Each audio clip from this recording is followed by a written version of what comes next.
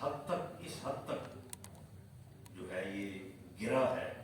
کہ اس نے نہ اس کے الزامات لگانے میں، نہ دوسروں کے خلاف بات کرنے میں، نہ کوئی سلیقہ،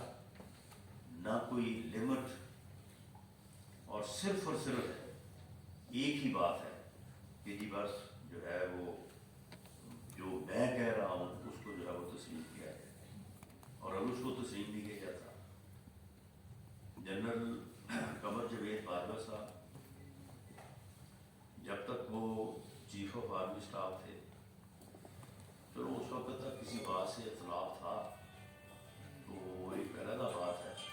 ایک اخلاق کے دائرے میں رہ کے بات ہو سکتی تھی، اور اگر کبھی کوئی اخلاق کے دائرے سے باہر آیا تو ٹھیک ہے، اس کے خلاف قانون کے مطابق جو ہے وہ کارروائی بھی ہوئی یا نہ ہوئی۔ لیکن اس کی ریٹائرمنٹ کے بعد آپ نے جو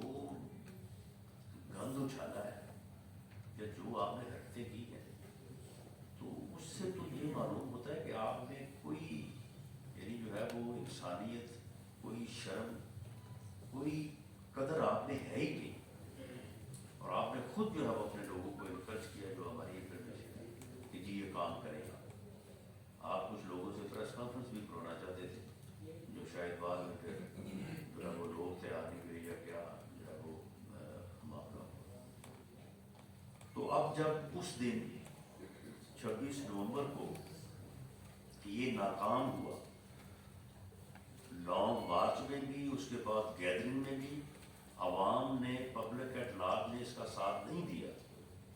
تو بجائے اس کے کہ اپنی اس ناکامی پہ جو ہے وہ شرمندہ ہوتا اور اپنے آپ کو درست کرتا، اپنی سمت کو درست کرتا، اب اس نے ایک اور جو ہے وہ بحرانی کیفیت پیدا کرنے کے لیے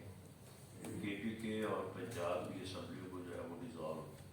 کرنے کی بات کی، اور خاص ساتھ کہا یہ ہے کہ میں اس کرپٹ سسٹم سے باہر نکل رہا۔ بھئی اگر تم کرپٹ سسٹم سے باہر نکل رہے ہو تو پھر سینٹ کو بھی چھوڑو، پھر جی بی سے بھی باہر آؤ، آزاد کشمیر سے بھی باہر آؤ، پریزیڈنٹ کو بھی جو ہے وہ بلاؤ،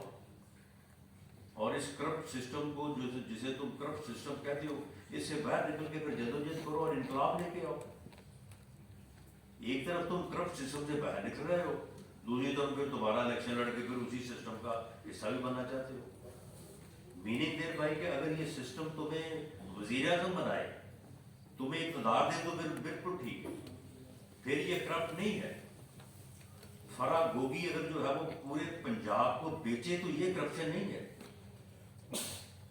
پھر سب ٹھیک ہے۔ اور اگر یہ سسٹم جو ہے وہ آپ کو اقتدار کی کرسی پہ نہ بٹھائے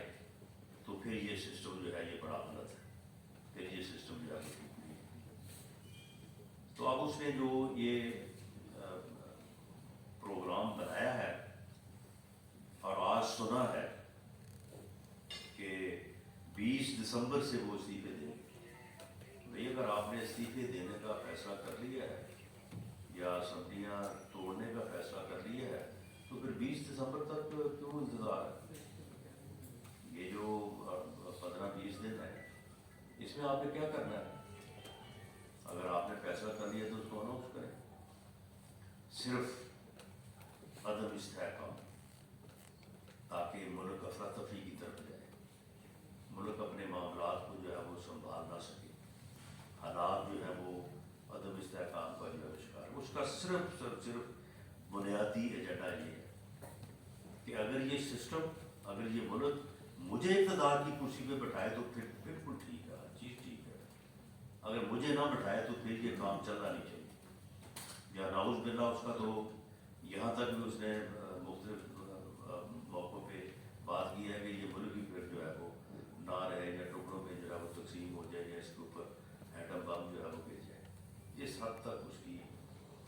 گھٹیا جو